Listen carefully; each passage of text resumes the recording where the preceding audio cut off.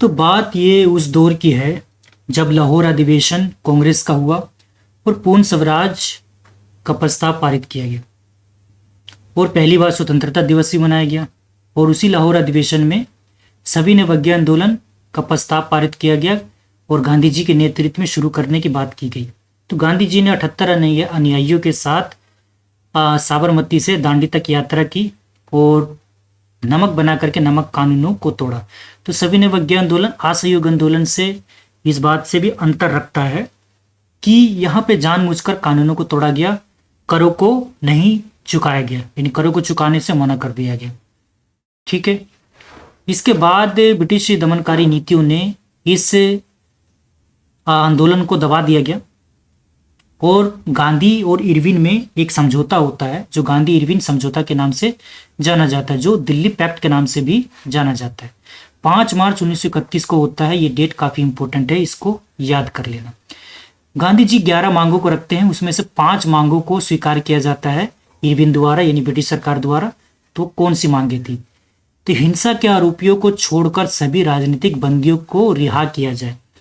Irwin ने कहा ठीक है, हम रिहा कर देंगे, लेकिन गांधी जी ने एक्चुअली में हिंसा के आरोपियों को शामिल करके भी डिमांड की थी। ठीक है, लेकिन इसको संशोधित किया गया इरविन द्वारा कि हिंसा के आरोपियों को छोड़कर हम सभी राजनीतिक बंदियों को रिहा कर देंगे। और गांधी जी ने भगत सिंह, सुखदेव और राजगुरु को फांसी की सजा माफ करने की बात भी कही थी, लेकिन माना नहीं गया। तो इस वजह से जनता में आक्रोश उत्पन्न हुआ कि गांधी जी ने बात नहीं मनवा पाए, अपनी इनकी फांसी नहीं रुकवा पाए।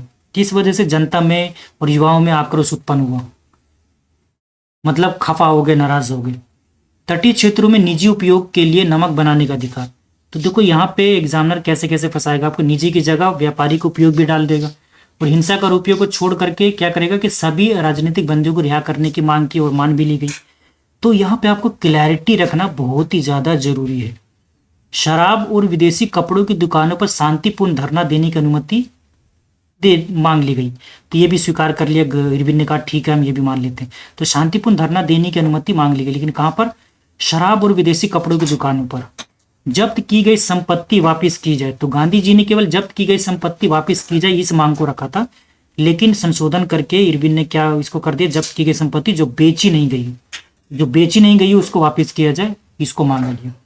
सविनय आंदोलन से संबंधित अध्यादेश वापस लिए जाए, इसको भी मान लिया गया। चलो ठीक है, इन 5 मांगों को हम स्वीकार कर लेते हैं, लेकिन गांधी जी आप हमारी बात भी तो मानोगे। गांधी जी ने कहा बताओ क्या है? तो गांधी जी ने कहा सविनय आंदोलन स्थगित किया जाएगा। गांधी जी ने कहा चलो ठीक है, कर देते हैं, लेकिन गांधी जी ने अस्थायी रूप से इसको स्थगित कर दिया। कांग्रेस दूसरे गोलमेज सम्मेलन में भाग लेगी, ये भी मांग रखी। गांधी जी ने कहा चलो ठीक है, हम भाग लेंगे। तो कांग्रेस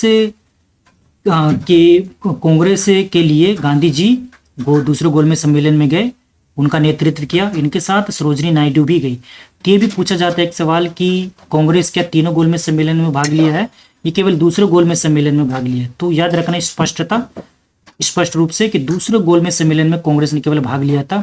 लेकिन यहाँ पे ऐसे सवाल और भी पूछा जाता है कि तीनों गोलमेज सम्मेलन में कौन कौन भाग लेते हैं? तो सप्रू भी भाग लेते हैं, सप्रू, और उसके अलावा एक व्यक्ति और हैं जो भाग लेते हैं। तो क्या आप हमें कमेंट में बता सकते हैं कौन है वो? ये भी सवाल पूछा गया कई बार। ठीक है, तो 5 इधर इरविन ने माना मांगों को 11 में से, और 2 मांगे मनवाई गांधी जी से इरविन ने।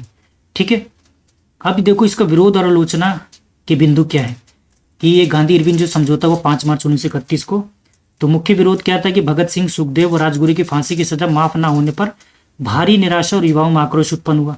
सुभाष चंद्र बोस और जवाहरलाल नेहरू भी असंतोष थे इस समझौते से, क्योंकि उन्होंने पूर्ण स्वराज पर स्पष्टता नहीं दिखाई, स्पष्टता की कमी थी। इस वजह से पूर्ण स्वराज को नहीं माना गया और डिले हो गया पूर्ण स्वराज। आगे जाकर के 1947 में मिलता है पूर्ण स्वराज। परिणाम और प्रभाव क्या हुआ? सविनय आंदोलन को अस्थायी रूप से रोक दिया गया। गांधी जी दूसरे गोलमेज सम्मेलन में भाग लेते लंदन में जो संपन्न हुआ, लेकिन असफल रहा, कोई खास परिणाम नहीं निकला। पहली बार ब्रिटिश सरकार और कांग्रेस के बीच समानता के स्तर पर बातचीत हुई, पहली बार। इससे पहले कभी भी बात नहीं की थी। इससे पहले तो हम स्वराज मांग रहे थे 1929 से पहले, लाहौर अधिवेशन से पहले, जो कि ये झुंझुना पकड़ा रही थी ब्रिटिश सरकार। कभी 1909 का मार्ले मिंटो सुधार, कभी 1919 का मॉन्टेग्यू चेम्सफोर्ड सुधार। तो ऐसे थोड़े थोड़े ये शासन में भागीदारी दे रहे थे, कुछ खास भागीदारी नहीं दे रहे थे। यानी उत्तरदायी सरकार की पहली बार बात की गई मॉन्टेग्यू चेम्सफोर्ड सुधार में, लेकिन जिस तरीके से हम स्वराज चाह रहे थे उस तरीके से हमें मिला ही नहीं। तो आगे जा करके फिर जब असहयोग आंदोलन को स्थगित किया गया, मतलब वापस लिया गया, उसके बाद स्वराज पार्टी गठन और अन्य जो गतिविधियां होती है, क्रांतिकारी गतिविधियां, आगे जा करके फिर चैलेंज दिया जाता है बर्कन हेड द्वारा, जो भारत सचिव थे उस समय तक, जब साइमन गो बैक के नारे लग रहे थे कि तुम्हारी बस की है तो तुम एक संविधान बना करके दिखा दो। तब जाके नेहरू रिपोर्ट आई। नेहरू रिपोर्ट के बाद लाहौर अधिवेशन में कहा गया कि, उससे पहले कहा गया जवाहरलाल नेहरू सुभाष चंद्र बोस द्वारा कि अगर 1 साल में डोमिनियन स्टेटस का दर्जा दे देते तब इसको मान लेंगे, नहीं तो फिर पूर्ण स्वराज से हम कुछ भी, मतलब एक दाने के बराबर भी हम कोई वो समझौता नहीं करेंगे। तो तब जा करके जब नहीं मानते, डोमिनियन स्टेटस का दर्जा नहीं देते, तो 1929 में लाहौर अधिवेशन होता है। ठीक है, लाहौर अधिवेशन में पूर्ण स्वराज की मांग की जाती है और सविनय अवज्ञा आंदोलन चलाने की भी बात की जाती है। उसके बाद जब सविनय अवज्ञा आंदोलन को ब्रिटिश सरकार द्वारा दमन कर दिया जाता है, तब ये गांधी इरविन समझौता होता है, जिसमें 11 मांगे रखी जाती है। 11 में से 5 मांगों को मान लिया जाता है और 2 मांगे गांधी जी द्वारा मान ली जाती है। ठीक है, अब वो 11 मांगे कौन सी थी? ये देखो, आहिस्ता रूप से युद्ध विराम के रूप में भी देखा जाता है, आहिस्ता रूप से युद्ध विराम हो गया, ऐसे भी पूछा जा सकता है आपसे। अब वो 11 मांगे कौन सी थी? देखो 11 मांगे वो कौन सी थी? नमक कर की समाप्ति की जाए, जबकि नमक कर पे समाप्ति को नहीं माना गया।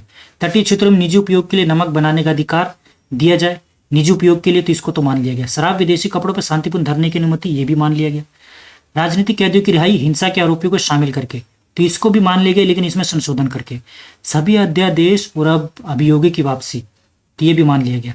जब्त संपत्ति की वापसी, तो इसको भी मान लिया गया, लेकिन इसमें संशोधन किए गए। जो बेची जा चुकी है उसको छोड़कर, ठीक है, जो बेची ना गई उसको छोड़कर जब्त संपत्ति को वापस कर देंगे। तो इन 5 मांगों पे सहमति दर्ज कर दी ब्रिटिश सरकार ने। लेकिन किस पे सहमति दर्ज नहीं की थी? कि गांधी जी ने सीआईडी पर सार्वजनिक नियंत्रण की बात कही थी, तो इसको अस्वीकार कर दिया गया इरविन द्वारा। भगत सिंह, सुखदेव, राजगुरु की फांसी की सजा माफ कर दी जाए, तो ये भी अस्वीकार कर दिया गया। पुलिस ज्यादतियों की निष्पक्ष जांच की जाए, तो ये भी मना कर दिया गया। पूर्ण स्वराज डोमिनियन स्टेटस से आगे इस तरह की भी मांग रखी, लेकिन स्पष्ट रूप से वहां पर अपनी मांगों को रखा, तो ये भी स्वीकार नहीं किया गया।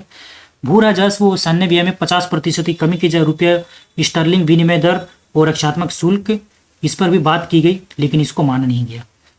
तो 6 मांगों को नहीं माना गया, 5 मांगों को माना गया। यहाँ से भी आपसे सवाल बनते हैं, तो कभी कभी वो पूछेगा कि कौन सी मांगों को माना गया, उसको स्वीकार किया गया, और वो 11 मांगे कौन सी थी, उनमें से कुछ कुछ मांगे दे दी जाएगी, या 11 की 11 मांगों दे दी जाएगी। बताया जाएगा कि बताओ इसमें से कौन कौन सी मांगे, इसमें से कौन सी मांगे, मतलब 4-5 मांगे दे दी जाएगी स्टेटमेंट में, बताया पूछा जाएगा इसमें से कौन सी मांगे वो है जिसको स्वीकार किया गया, या फिर ऐसे सवाल पूछा जा सकते हैं इनमें से कौन सी मांगे वो है जिसको स्वीकार नहीं किया गया। ठीक है, तो इन 5 पे सहमति, यहाँ पे देखो गांधी इरविन समझौते में 5 पर सहमति हुई। ठीक है, ये आप देख सकते हो 5 पर सहमति हुई। भगत सिंह आदि को फांसी माफी अस्वीकार कर दी गई। ठीक है, पुलिस जातियों की जांच अस्वीकार, पूर्ण स्वराज अस्वीकार, गोलमेज सम्मेलन में चर्चा पर सहमति, आर्थिक मांगे, भू राजस्व, सैन्य व्यय आदि अस्वीकार कर दिया गया। अब देखो दूसरे गोलमेज सम्मेलन की विफलता और ब्रिटिश सरकार की दमनकारी नीतियों के कारण जो दूसरा गोलमेज सम्मेलन था यह असफल रहा। लेकिन जब असफल रहा तो गांधी जी ने 3 जनवरी 1932 को दोबारा सविनय अवज्ञा आंदोलन शुरू कर दिया। लेकिन उस समय वायसराय कौन थे? लॉर्ड विलिंगटन थे। ये कई बार आपसे सवाल पूछा जाता है। जब पहली बार सविनय अवज्ञा आंदोलन चला रहे 1930 में गांधी जी द्वारा, तो उस समय लॉर्ड इरविन है वायसराय, लेकिन यहाँ पे कौन है जब दूसरी बार चलाते हैं? लॉर्ड विलिंगटन है। तो यहाँ से आपके सवाल बनते हैं, इसको जरूर कर लेना, और यदि इसको नोट डाउन करना है, नोट्स बनाने हैं तो नोट्स जरूर बना लेना। यदि इसकी आपको पीडीएफ चाहिए तो हमारे टेलीग्राम चैनल को जरूर ज्वाइन कर लेना, वहाँ पे आपको ये पीडीएफ प्रोवाइड हो जाएगी। और मिलते हैं इसी तरीके से नेक्स्ट वीडियो में। और किस पर वीडियो चाहिए ये भी हमें कमेंट में बता सकते हैं, आप कोई क्वेरीज हो वो भी बता सकते हैं। तो चलिए मिलते हैं नेक्स्ट वीडियो में। आप सभी को जुड़ने के लिए बहुत बहुत धन्यवाद। जाते जाते चैनल को जरूर सब्सक्राइब कर लेना और लाइक शेयर कर देना। चलिए मिलते हैं नेक्स्ट वीडियो में। आप सभी का जुड़ने के लिए बहुत बहुत धन्यवाद। आप सबका दिन शुभ हो। Best of luck for your preparation and exam. जय हिंद।